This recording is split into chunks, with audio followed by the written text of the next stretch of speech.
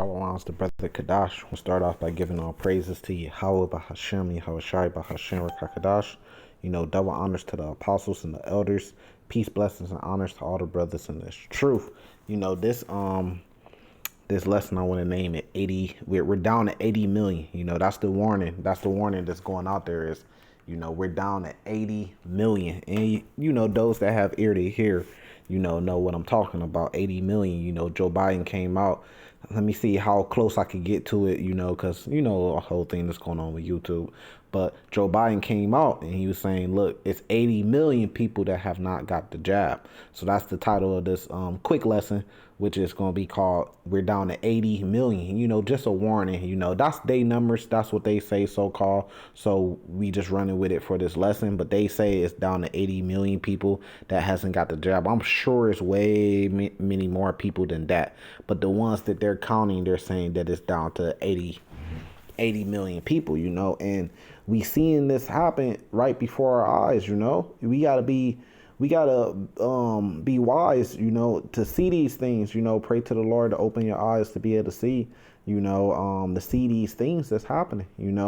Because at first it was, they only had. I remember when he first got in, and he said his first 100 days he wanted to jab up about 100 million people, I believe, in his first 100 days. And he said, they blew past that milestone easily, and they have more people than that. So we know it's roughly around 320, 350 million people here in America, So for them to say they're down to 80 million, well, I mean, you could do the math, we down to over 150 million, somewhere around there, depending on whatever, the 250 million, depending on the exact number of people that's here, So if it's 250, if there's 330 million people here, something like that, then that means 250 people have already been jabbed. But I don't think that number is 100% accurate, because I think they were saying out of the people that's eligible. And then they came out and said, okay, look, we got 12 and older could now, do it. So you got to still count the ones that's under that haven't even been eligible yet. But out of 12 and older, and all the grown people that's eligible to get it, it's basically like over 100 million people have went and got it, So the kids is really insignificant, because if they families and they providers and their parents went out there and got it, then it's going to be easy for the kids to get it, because the kids are going to do exactly what the parents tell them to do. So really you're focusing in on basically the adult population. So the adult population, which I don't know the exact numbers, I'm just ballpark figuring around that. Out of 330 million, you might say like maybe 200 of that is the adult population. So, but what Joe Biden did say is 80 million is not. So that's the number that they're going after, 80 million. We gotta, and it's getting close, man. We starting to feel that pressure. Brothers is building up in the spirit right now. I see it, the Day of Atonement, I'm making this video just to build up in the spirit, because eventually that 80 million is going to shrink to 60 million, and then you're going to look a little bit closer and say, damn, it's down to 60 now. Then they going to come out. They going to keep playing with us. They going to come out. I don't know why they playing, man. Just go ahead and get it over with. Go ahead and introduce the mark of the beast, implement it and mandate it. Every day they playing, like we trying to figure out how to mandate it. Just come out and say that it's federally mandated. Go ahead and do it, man. What is you playing for? But everything is done on the Lord's time, So we just got to be patient, and continue doing the work and keep the faith to the end, because those that endure to the end, the same should be saved, right?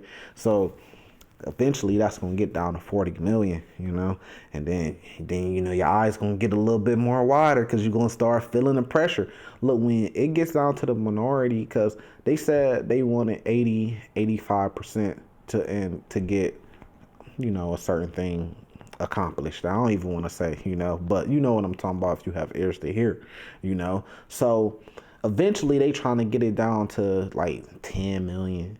20 million people that ain't get jabbed up, because everybody that get jabbed up for the most part is going to get the mark of the beast, which is the microchip when that comes out. So when it gets down to 10 mil, 20 mil, that ain't jabbed up, and you that small minority, and this hundreds, 200 million that is jabbed up, right? 90% jabbed up, 200 million, and then you got another 20 that's the 10% that's not. Then that's when there should be a great insurrection. That's Second Esdras chapter 16 on those that fear the Lord. Then that's when you're gonna feel that. Matter of fact, and we're gonna pull that one too. Then that's when you're gonna feel the heat. Through much tribulation we should enter into the kingdom of heaven. Because then, and we seeing it.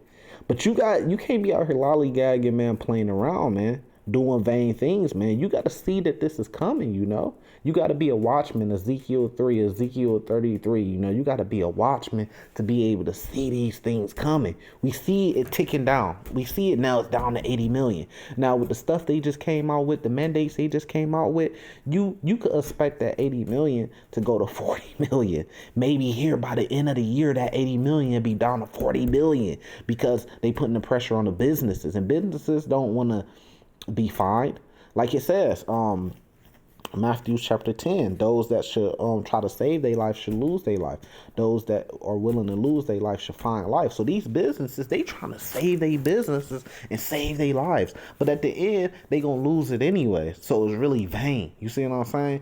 But these businesses, with them trying to save themselves, they going to mandate it because they don't want to get fined 15 grand and more money. Now you got different governors that's kind of fighting back, and really that's just of the Lord. The Lord slowing them down a little bit in different places, but eventually those governors are going to get eliminated, or out of the way, or they going to get straightened out, because this thing, which is the mark of the beast, the Lord created the mark of the beast. The Lord creates everything, good and evil. You could go to Isaiah chapter 45 for that. Isaiah chapter 45 breaks that down.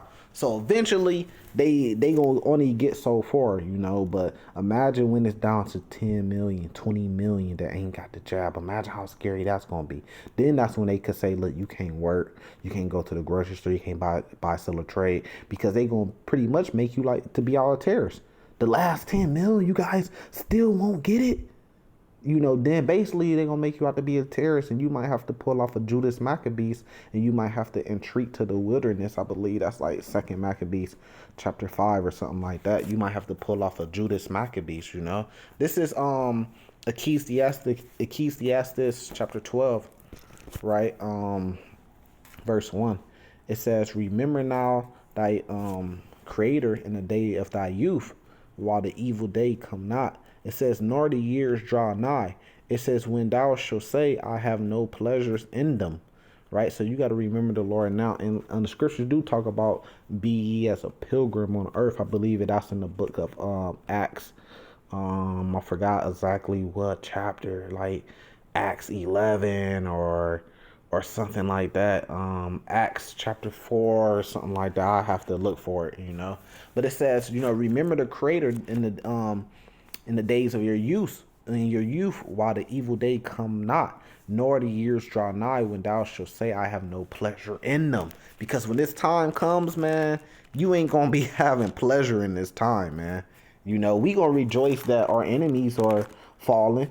The scriptures say that, but at the same time, we know that it's going to be all hell, because also in the book of Acts, I believe that's 14, starting at verse 2, it says, look, through much tribulation, we should enter in through the kingdom of heaven. This is Acts chapter 4. Let me get that if I can find it. Nope, that ain't it. Nope, that ain't it. That ain't it. I'll have to find that precept and probably put it in a comment board. But I know that it speaks of be like pilgrims upon the earth. Oh man, that happens sometimes. Sometimes it'll come back to you. Sometimes it won't. But I'll think of it and see if I can find it though.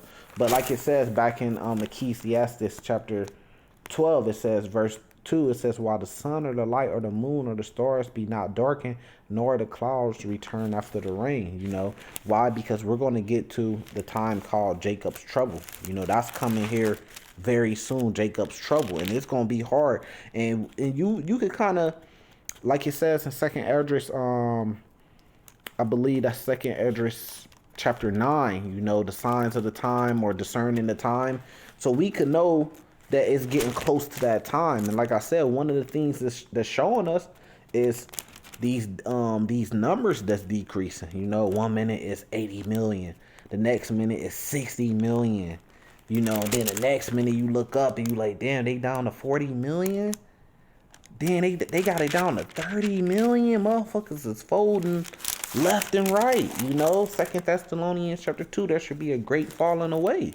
You know, then you gonna look up and be like, damn, it's you you will look up and be like, damn, it's over with, man. Like, we down to like 10 mil. So that's why the warning is going out there is, look, think of these times right now before that time starts to come. Zephaniah chapter 1. No, Zephaniah chapter 2, it says, seek ye the Lord before the evil day, you know. Hosea chapter 5, verse 15 says, here, let me pull it directly so I'm not misquoting it. Hosea chapter 5, verse 15 says, I will go and return to my place till they acknowledge their offense and seek my face. In their affliction, they will seek me early. So in the affliction, you know, then everybody gonna want to run to the Lord, but only the elect is gonna be saved, man. I gotta find this precept or it's gonna drive me crazy. It be that way, you know. Okay, that's what I was looking for. It doesn't even say be pilgrims upon the earth. That's actually in Second Esdras chapter 15, but it's First Corinthians 4 and 11. I thought it was Acts 4 and 11. But this is First Corinthians, and that's why I'm sitting here studying too. You know, you got to brush up. You start to get a little bit rusty, but you gotta take these days like this and the Sabbath day and just go study. You know, to stay sharp. This is First Corinthians 4 and 11. And you would know when you start to feel a little bit rusty. You would feel it. You would feel it because things you remember, you would know it's in there, but then you might have it off just a little bit, and then you can't find it. And you're like, damn, I gotta get back on it.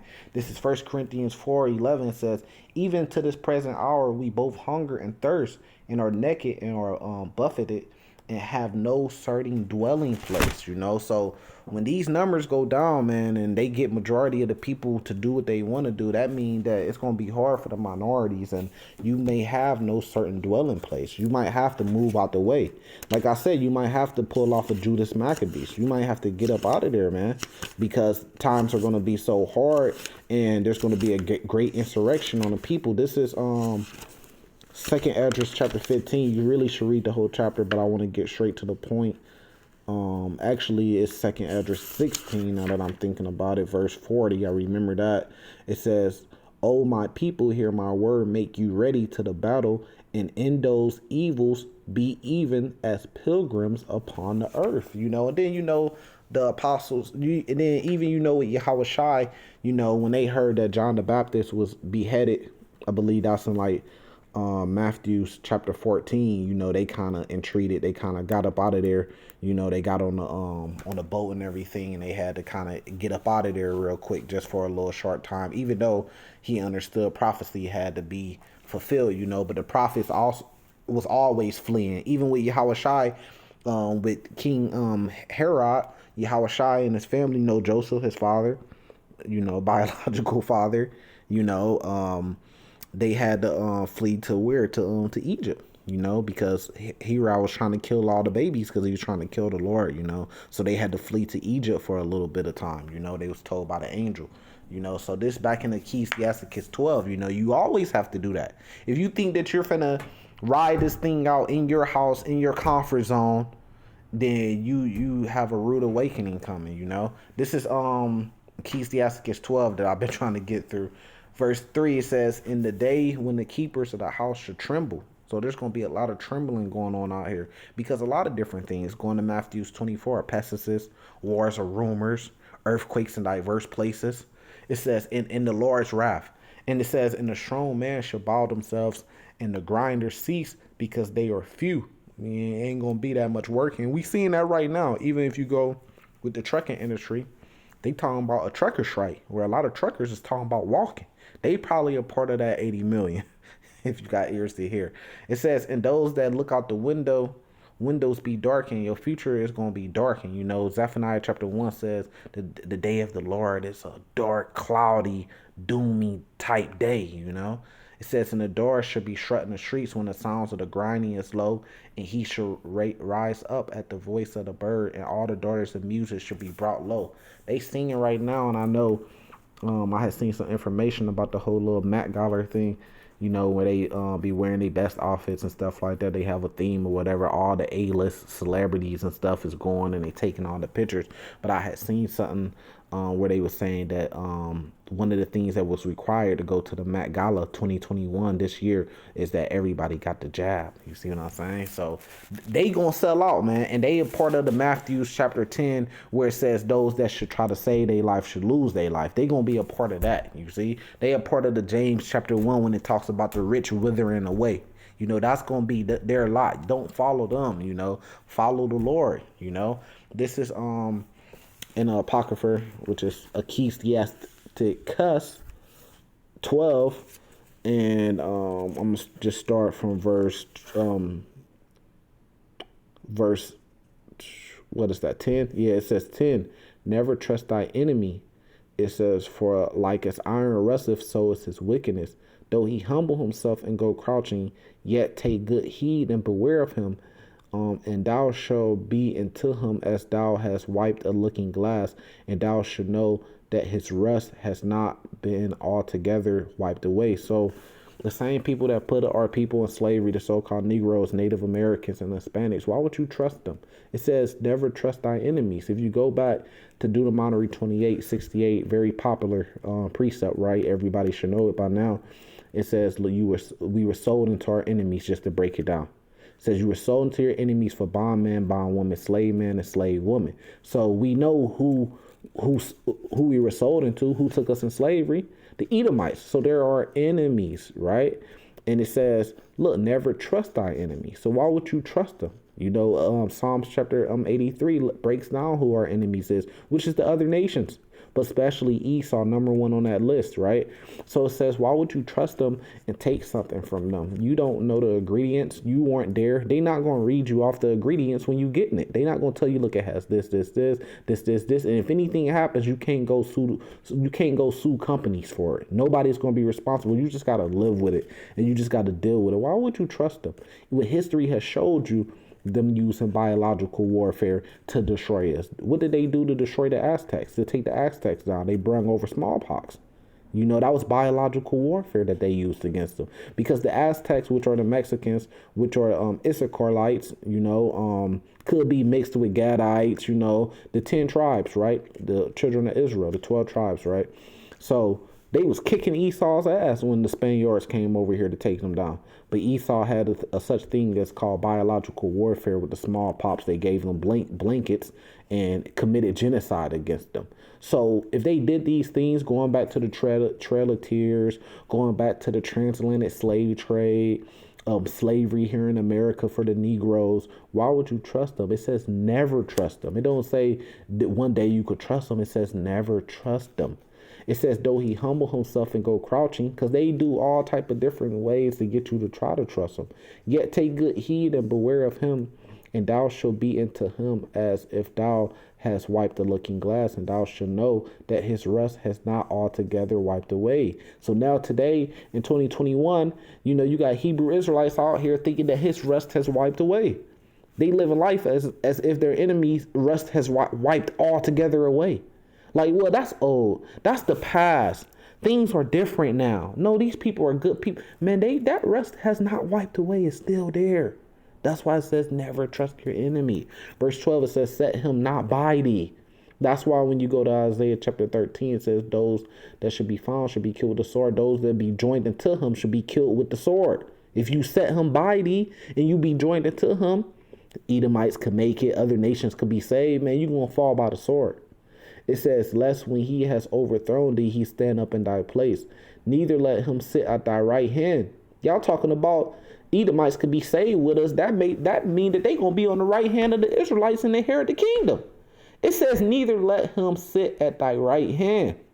It says, lest he seek to take thy seat. Duh. Because that's what they trying to do right now. They trying to get rid of the Israelites so they can inherit the kingdom. Esau wants that birthright back. It says, if thou at last remember my words and be pricked therewith. It says, who would pity a charmer that is bitten with a serpent, or any such as come nigh with a wild beast? And who's going to pity a charmer that takes the jab? Or takes the mark of the beast, which is the micro implant chip? We ain't going to pity you because you've been warned, man. You should have never trusted your enemy. You know, so, I'm gonna leave that one right there and pull out another quick precept, because you know you gotta know these things and you being warned. So really, you have no excuse at the end, because the scriptures say, "Whoever perish being innocent." So when you perish, it's gonna be like, shit. Whoever perished being innocent, he wasn't innocent. You know. Now this is what is that? 2 Corinthians chapter 2 verse 11. It says, lest Satan should get an advantage of us, for we are not ignorant of his devices. So you can't be ignorant of these different things, man. You can't be ignorant that the mark of the beast is the chip, because that's one of his devices. You know, you can't be ignorant what he's doing with the jab. That's all a forerunner to bring in the mark of the beast, which is the chip. You can't be ignorant of those things, man, because if you do, then you're gonna pay for it, you know, and in the worst way, you know. This is 2nd Esdras 16. Let's leave it off right here, because as this time gets closer and closer, going back to Matthew chapter 24, it says, then should they deliver you up to be afflicted, right? So we was always wondered, myself personally, like, well, why didn't Esau just come up against, you know, the prophets that's out there on the highways and byways? It's obvious, right, that we're the hopeful prophets, but it's obvious that that's what the prophets will be doing. It's being out there on the highways and byways, like they always have done through history, man. So it's like, I'm like, why didn't Esau just already say, look, they're terrorists, and come up and delivered and start, you know, afflicting us or whatever, you know? But the thing is, now I'm starting to see is that it's really easier for him just to wait until we're a small minority, hence people that didn't take the jab, hence people that didn't take the mark of the beast, the implant chip, and then come up against us, because then you have the majority on his side, rather than just trying to do it with the CIA or the FBI or something. This is really a more effective way that he's going to do it. So when it gets down to 10 mil, and we know that, you know, the camps and stuff, we're a part of that 10 mil, Lord willing, that hasn't took the jab, right? Then it's going to be way easier for him to come against us, because he's just going to shut us out, and things are going to be hard, you know? And this is going to happen. It says, 2nd Esdras chapter 16, starting at verse 68, for behold, a burning wrath of a great multitude is kindled over you. Because when you down to 10% that didn't take the jab, then they going to be able to just send a military in and be kindled over you. And the military could just come and do whatever you want what they want to do. Because the other 90% going to be looking at you like the scum of the earth.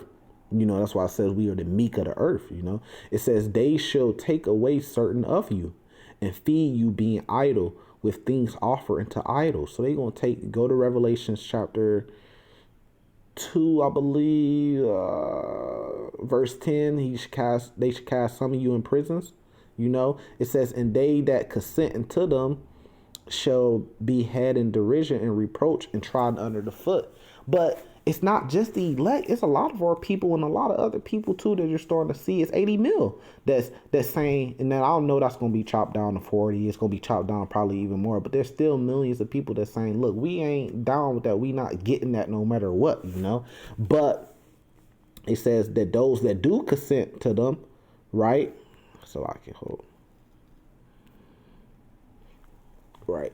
Okay. It says those that consent unto them shall be had in derision and reproach and trodden under the foot. Because even if you do consent to them, this is how Esau always do. He get you to sell out, and then when he don't need you no more, he dispose of you. So those wicked Israelites that's selling out, that's all on CNN and all on the news and attacking any celebrity that say anything against the job and going at them hard, and they kind of selling out for Esau. Look, they're going to be had under derision too.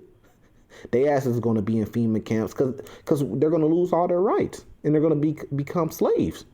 You know, it says, for there should be in every place. That's what Esau wants to make them. And then Esau going to destroy them. That's why, going back to Isaiah 13, once again, it says, look, those that be joined into them, the ones that's, capping for them, shall fall by the sword. It says, for there shall be in every place and in the next city a great insurrection upon those that fear the Lord. And because of the fear of the Lord, we're not going to go get the job. Because of the fear of the Lord, we keeping an atonement, afflicting our souls. And I'm asking for forgiveness for our sins, Because of the fear of the Lord, we ain't gonna get the mark of the beast. But then that's gonna cause a great insurrection on us, because that's gonna make us the number one targets for Esau. Doesn't say in Revelations 12 to end it off. The spirit is still on me to keep it going. Revelations 12 verse 12. Therefore rejoice, ye heavens, and ye that dwell in them. Woe to the inhabitants of the earth and of the sea, for the devil is come down unto you having great wrath, because he knoweth that he has but a short time. There we down to 80 million, and it's getting to a very, very short time. So with that, I want to say salvation to the elect. Shalom.